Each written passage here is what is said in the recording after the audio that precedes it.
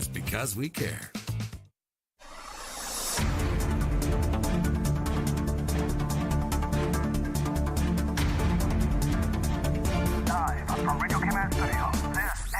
Money Sense, bringing an informed financial perspective to the Cayman community.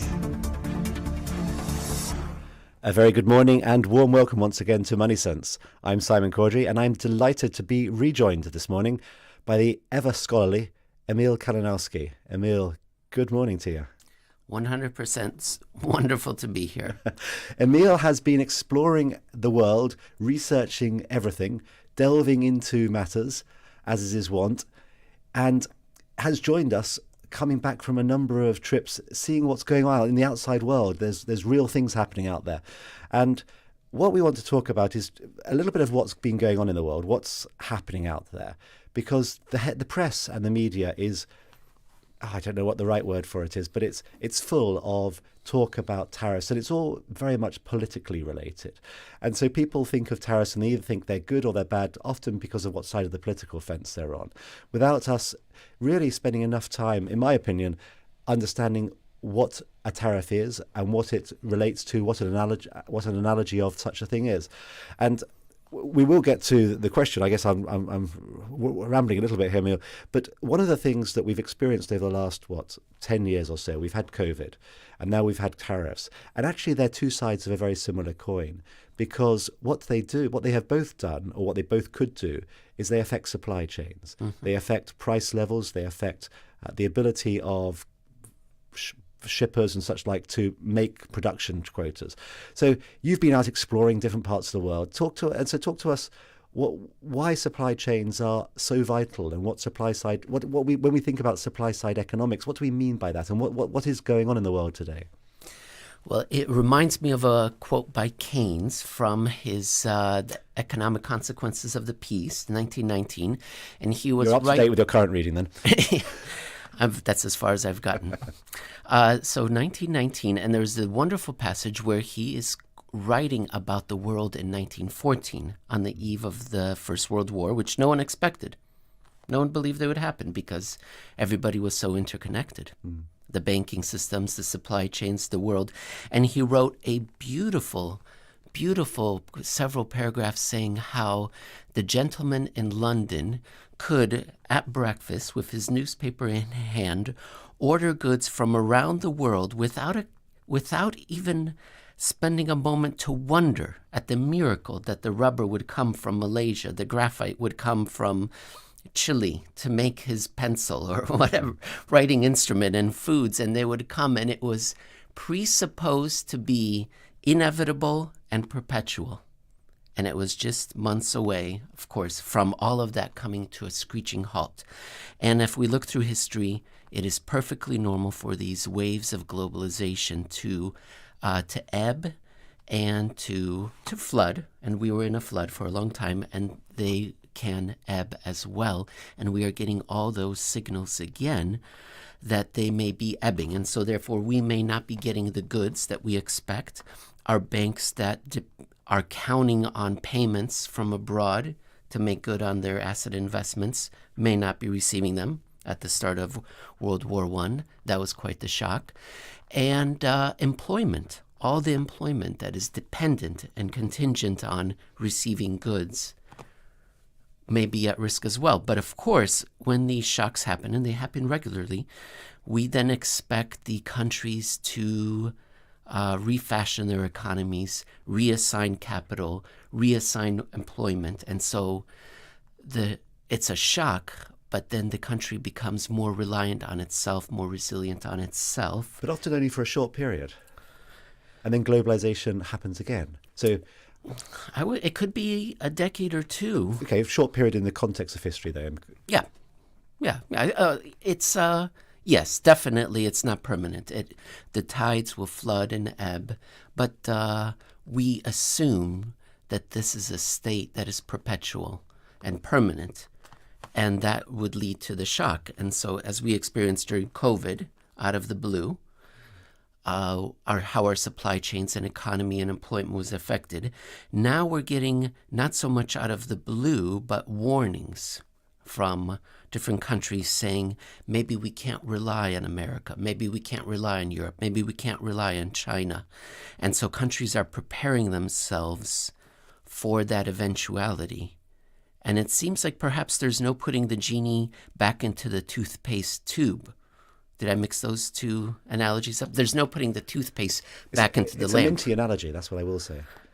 So I'll stop there and tell me, what percentage of that did it make sense or answer your question? Well, 100%, obviously, is the simple answer. Just 100%? I mean, no more? My mathematics doesn't permit me to go to 100.1. But I guess I want to focus on something you said at the outset almost. You mentioned the word globalization, and it's something, it's a word that I don't really recall the word being used 20 years ago.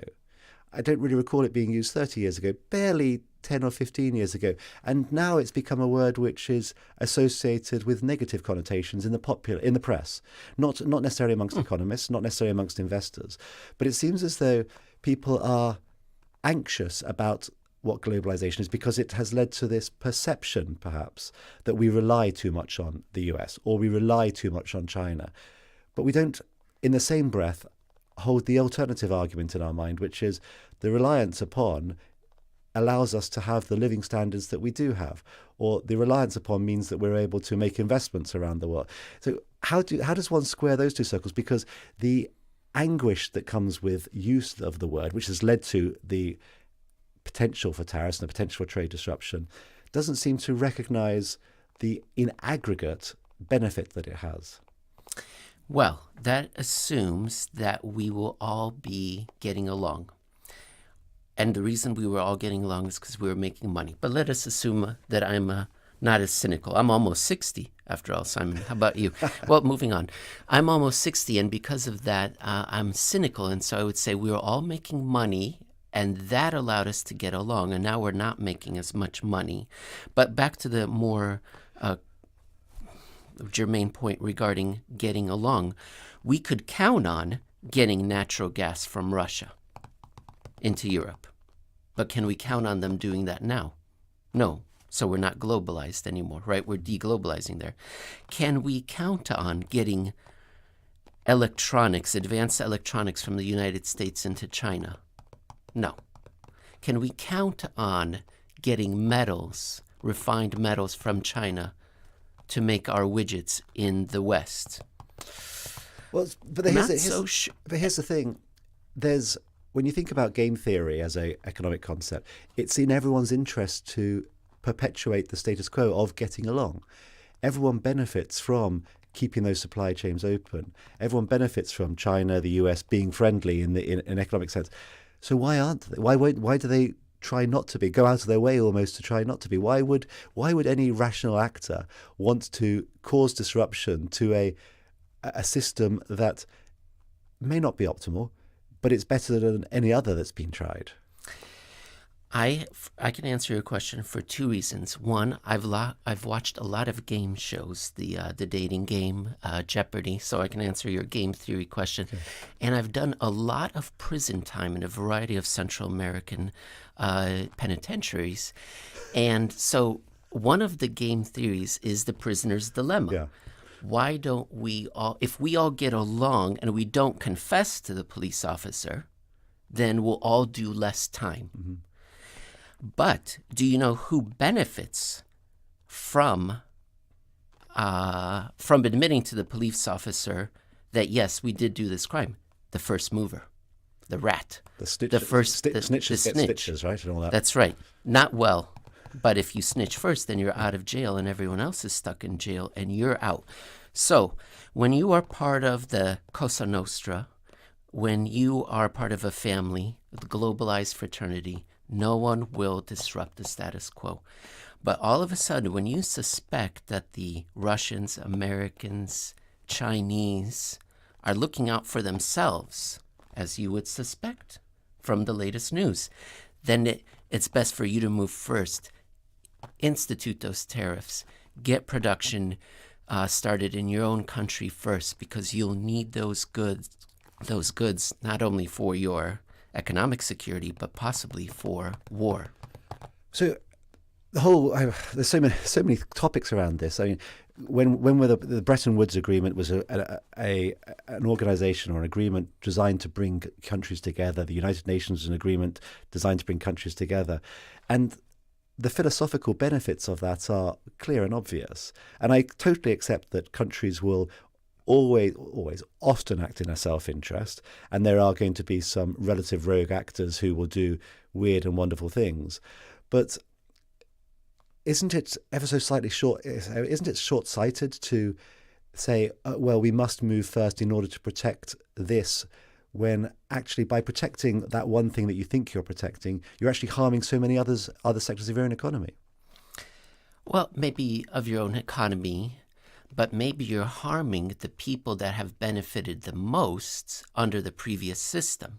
And you were elected not by those people, the wealthy, the business owners, the military, the bankers, but by the people, the populists. And so that's why we see so many populists coming near or close to power, the people who are saying, this is not working for us, this globalization, our employment, our levels of debt. I know it's benefited the humanity as a whole because all the Southeast Asians, Chinese, Indians, South Americans have benefited. And we, as a human species, are now wealthier than we were. There's much less poverty, much less child mortality. There's many Wonderful. fewer instances of bad things in the world in total. Wonderful. It may not look that way with the wars that are going on, but but that's because we had our 2008 crisis, which ended globalization, in my point of view. That's why these wars are coming.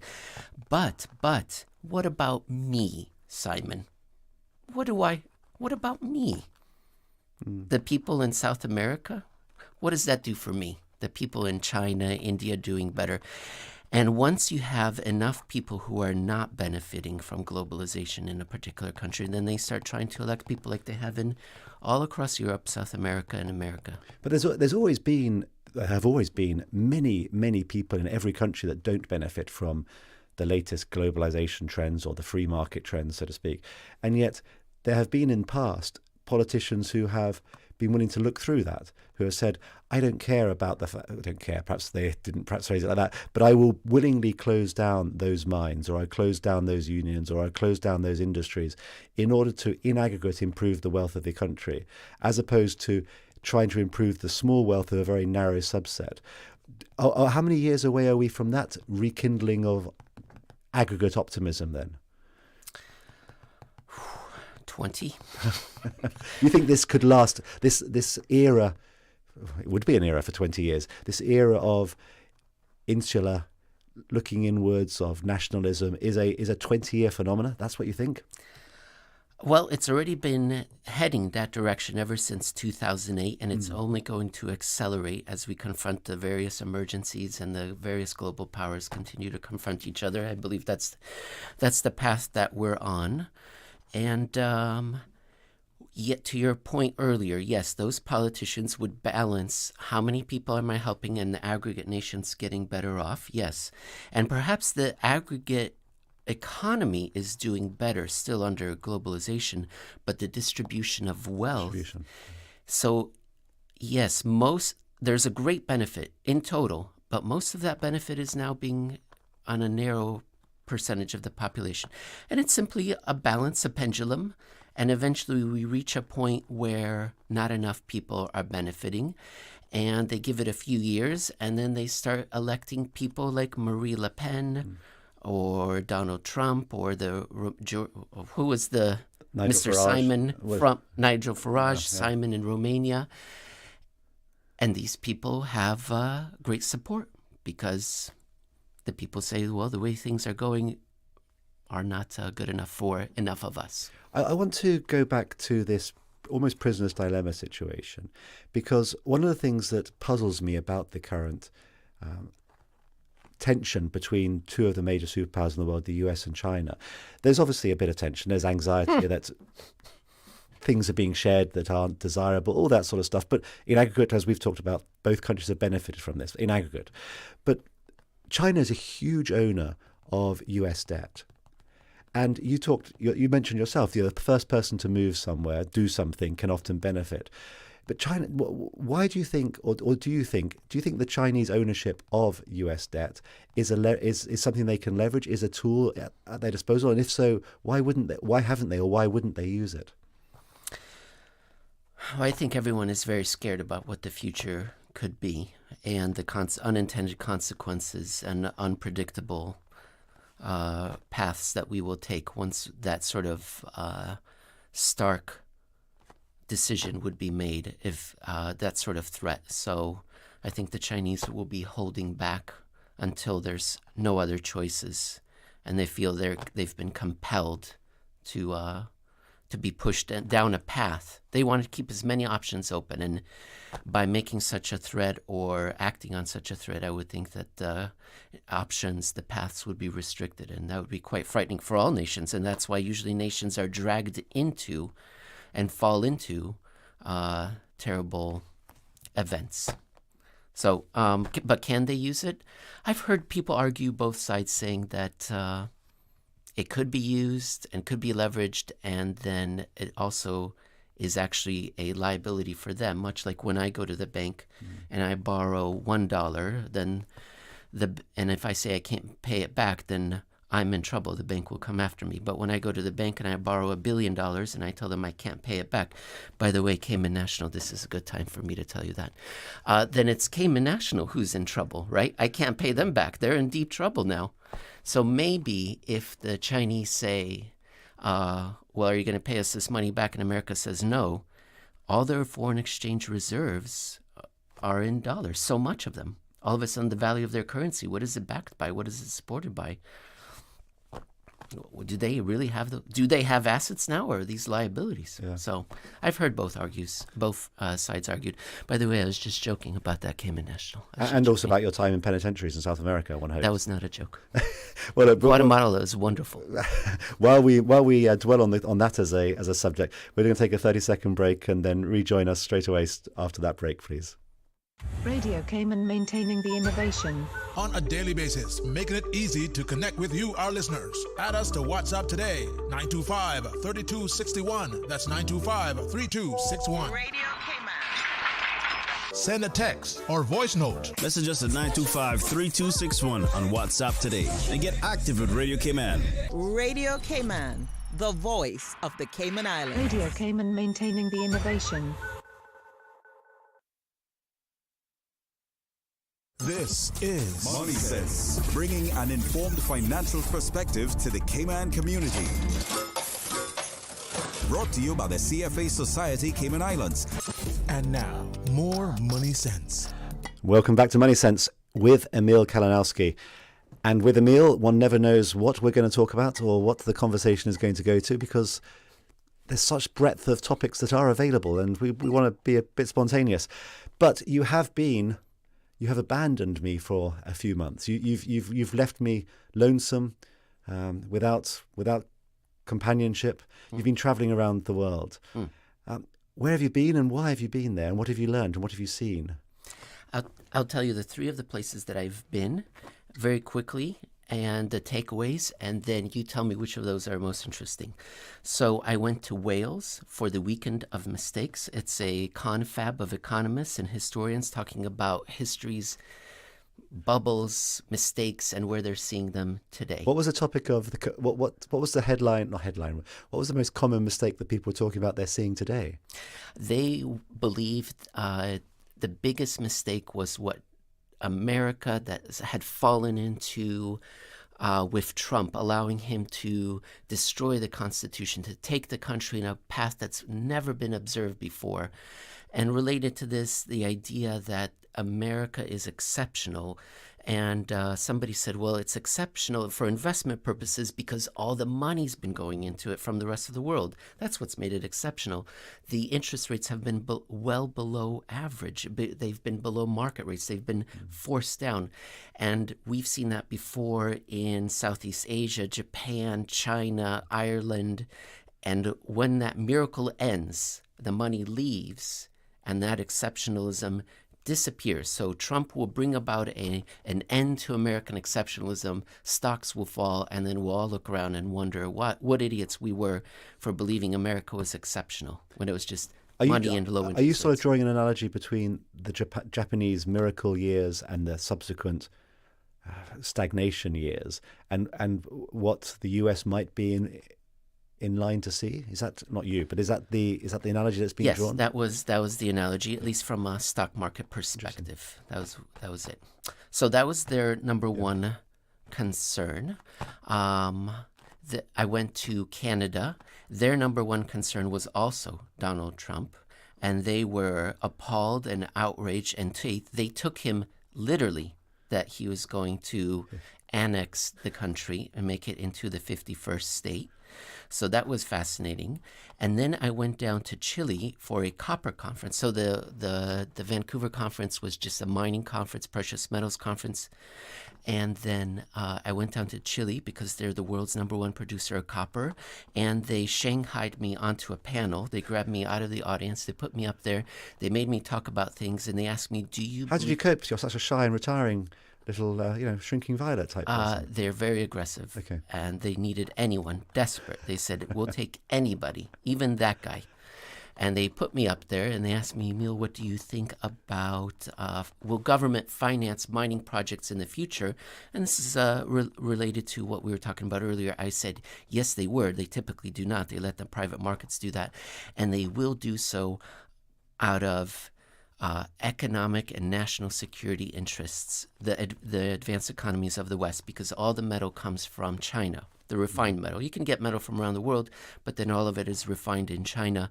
So then Europe, Canada, Australia, they will be financing mine projects directly. And those were the three big takeaways. Oh, and I had a government official come to me afterwards, an advanced economy official from an embassy, say, you are dead on correct, that is exactly what's going to be happening. So I thought that was pretty impressive. Note how this person said that I was dead on correct. Did you notice? Did you catch? Did they put a full stop after dead? I love that part. They were very kind, and they said that. Anyways, I was right. Let me talk with you about. it. Let me delve into metals with you. So there's two topics I want to try and extract from you. Excuse the pun. When it comes to metals, the first is rare earths, because you mentioned how the concentration of the sourcing of those has been from countries that are now no longer getting on so well. Is there scope in the world for such precious commodities to be found elsewhere, or is this almost like a fool's errand of trying to do something which just isn't possible? Rare earths are, and like most metals, they are found almost everywhere around the world. There's a few metals that are found in just a few specific locations. Cobalt in the Democratic Republic of the Congo, tin in Malaysia, some sort of esoteric vanadium or something like that in Brazil. Very, very rare location, highly concentrated. But rare earths are not rare, and like most metals, they're found absolutely everywhere all around the world. It's just a willingness to including the extract. oceans. I'm sorry? It's just a willingness to extract. Willingness to extract, and thereafter refine. And so the rare earths are apparently, ostensibly, we are told they are quite dirty to produce. Quite a lot of earth has to be moved. So, Environmental concerns seem to be slightly less important in the current climate than they might have been. That's right. Because if you're worried about Russia, if you're worried about America, if you're worried about China and what they will do and how perhaps predictable they might be, then A little bit of you're pollution willing is to rather sacrifice. unimportant in the context of geopolitical survival. That's right. You might even get elected out of office. Yeah. If you flub some sort of big geopolitical confrontation, and as politicians, they can't have that. No, nothing worse for a politician than losing an election. So no, you can find them everywhere, and the problem is the refining, which is dirty and highly and subsidized and energy intensive, and it's all concentrated in China. And so that's their number one of their best levers against the rest of the world is access to metals. Well, the second topic on metals that I wanted to ask you about is metals as an indicator of the health and strength of the global economy, because they are very often a necessary resource into a lot of products that we knowingly or unknowingly consume or use. And leading indicator or lagging indicator, but they're an indicator. And so talk to me about where you see the indications or what the indicators are telling you and what we should be learning from those as they pertain to the economy in a global sense. We are still in the early innings, which is an American term for baseball. Which innings is how many? What about cricket? Are there sets? We have innings. Frames? Yeah, explaining cricket to an American is going to take too many hours. We haven't got time for that. We are the early phase of a commodity supercycle ahead, brought about by the reindustrialization of the West, because they're deglobalizing and they cannot count on getting their raw materials from Russia and China. And so there has not been a pickup in the Australian currency, which is a leading commodity producer. You would expect it to start flying away. You have not seen a pickup in mining equities relative to other equities. So if you do it a ratio, mining equities versus all other equities in the world, those continue to fall.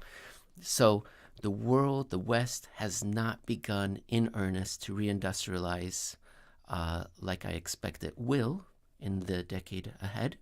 So, but yet all the political rhetoric has been that we will be reindustrializing. So Europe has said we will be manufacturing stuff in Europe.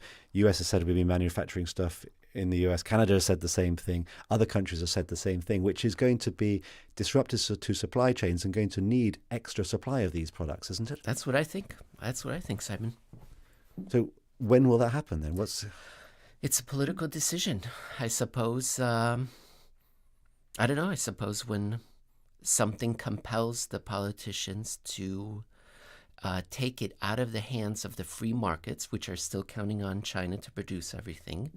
But it's in China's interest to continue to want to be willing to produce everything, because economically not producing stuff is bad for that country. And there's a lot of there's many people on inside advanced economies who do not want to disrupt the system because they believe, either perhaps from a fraternal perspective, that this is great for the human fraternity, family, civilization, that we're all interconnected. Or perhaps if you're a cynic, if you're almost 60, that they're making money off of this fact. But so there's still a debate within advanced economies. Can we count on the outside world to produce these metals? But once the debate is won, I believe it will eventually be won on the side of no, we're going into confrontation.